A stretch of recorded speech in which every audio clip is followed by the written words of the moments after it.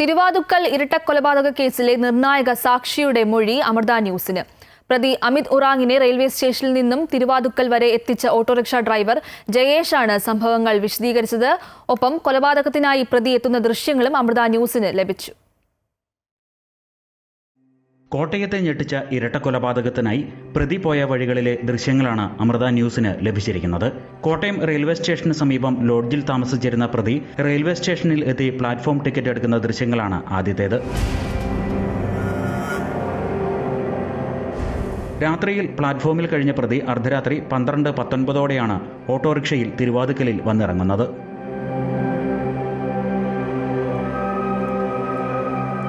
പ്രതിയെ റെയിൽവേ സ്റ്റേഷനിൽ നിന്ന് തിരുവാതുക്കൽ വരെ ഓട്ടോറിക്ഷയിൽ എത്തിച്ച ഡ്രൈവർ ജയേഷ് കാര്യങ്ങൾ ഓർത്തെടുക്കുന്നു. അമിത് ഒറാങ് റെയിൽവേ സ്റ്റേഷനിൽ നിന്നാണ് ഇറങ്ങി വന്നത്. മലയാളത്തിലും ഹിന്ദിയിലുമായാണ് ഇയാൾ ജയേഷിനോട് സംസാരിച്ചത്. യാത്രയ്ക്ക് ഒരാൾ മാത്രമാണ് ഉള്ളതെന്ന് അമിത് പറഞ്ഞു. പെരുമാറ്റത്തിൽ അസ്വാഭാവികമായി ഒന്നും തോന്നിയില്ല. ഓട്ടോറിക്ഷയിൽ നിന്നിറങ്ങി കുമരകം റോഡിലേക്കാണ് പ്രതി നടന്നത്. ഒന്നുമില്ല, നേരെ സ്റ്റാൻഡിൽ വന്ന് വണ്ടി വിളിക്കുമ്പോൾ തന്നെ ചാർജൊക്കെ ചോദിച്ചിട്ട് വന്ന് കയറിയത്.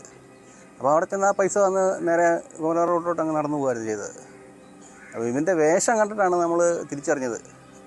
ബർമുഡ ഒരു നല്ലൊരു ബനിയൻ അതാണ് ഇട്ടിരുന്നത്. തിരുവാതുക്കൽ ജംഗ്ഷനിൽ നിന്നും കാൽനടയായാണ് പ്രതി അമിത് ഒറാങ് ശ്രീവത്സം വീട്ടിലേക്ക് എത്തുന്നത്.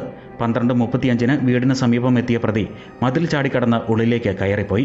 കൊലപാതകത്തിന് ശേഷം 3:42 DVR ഉപേക്ഷിക്കാൻ പോകുന്നതിൻ്റെയും തിരിച്ചു വരുന്നതിൻ്റെയും ദൃശ്യങ്ങൾ പുറത്തു വന്നിരുന്നു. 22-ാം തീയതി രാത്രിയിൽ തനിക്കൊപ്പം യാത്ര ചെയ്ത ആളാണ് ഇരട്ടക്കൊലപാതകം നടത്തിയതെന്ന് ഓട്ടോറിക്ഷ ഡ്രൈവർ ജയേഷിന് ആദ്യമൊന്നും വിശ്വസിക്കാനായില്ല. ഫോട്ടോ കണ്ടപ്പോഴാണ് ആദ്യമായി തിരിച്ചറിയുന്നത്. ഇങ്ങനെ ഒരു ചെറിയ പയ്യൻ ഇത്ര വലിയ കൊലപാതകം ചെയ്യുമോ എന്ന് അതിശയം തോന്നിയെന്നും ജയേഷ് പറയുന്നു.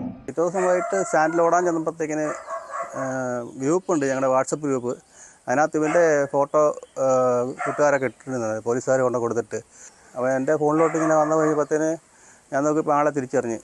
അപ്പോൾ കൂട്ടുകാരോടൊക്കെ പറഞ്ഞ് പെട്ടെന്ന് തന്നെ CSRനെ വിളിച്ച് സംസാരിച്ച്. അവനെ കണ്ട ആൾ തീരെ കൊച്ചതാണ്, വലിയ വലിപ്പമൊന്നുമില്ല. നമുക്ക് തന്നെ അതിശയം തോന്നും.